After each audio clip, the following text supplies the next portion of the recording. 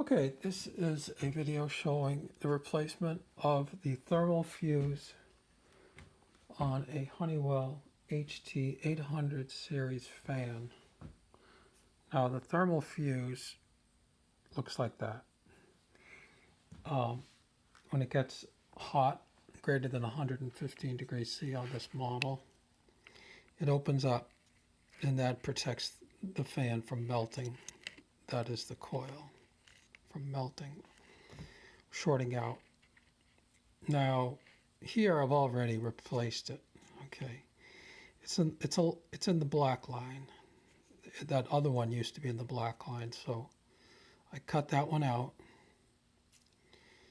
I reused the solderless connections that were present on that fuse, and I put in this new fuse that I got from Amazon.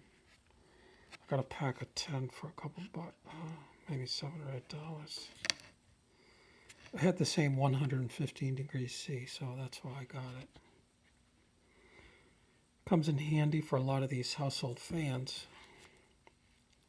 I then was able to put this insulation back in, and now in order to get that off, I had to cut this. I couldn't find the spot to just unwrap it from, so I'm just going to put it back afterwards. Now I'm just going to basically reassemble this, and the disassembly follows the reassembly. But just to give you a brief, quick how it all works is I did remove the switch because it has solderless connections, so it's easy to remove. And those are the 4 wires there. I put dots on the wires according to which terminal it goes on to here. There's a L, 1, 2, and 3. Okay. The disassembly is fairly straightforward, but one problem that I did run into on this one was in order to get this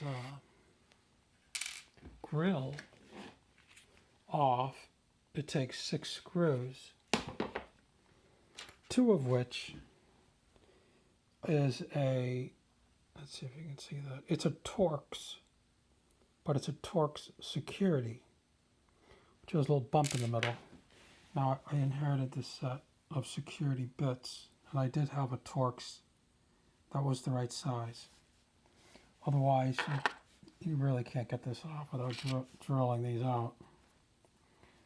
Just not such a bad idea. The other thing is, to get access to the motor, you do have to take off the fan blade, so you do kind of have to bend this retaining clip.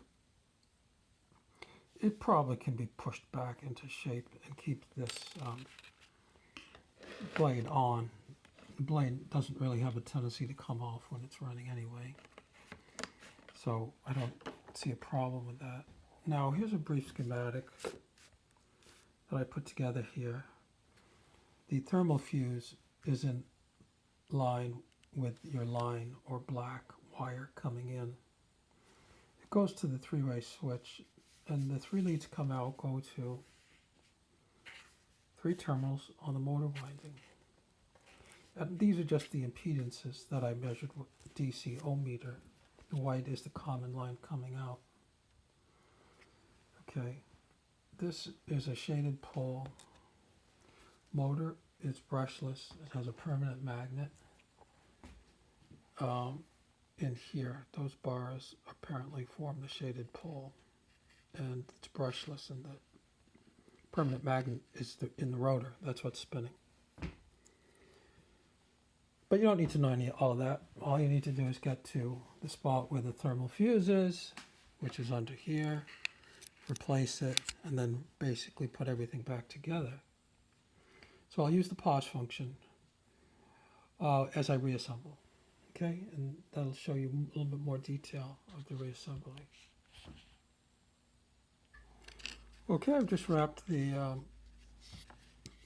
black insulation and the paper insulation back over the coils. I flipped it upside down now, and I placed it on its mounting studs. And now I'm going to screw in these 2 screws, and then I'll be attaching before we switch back on.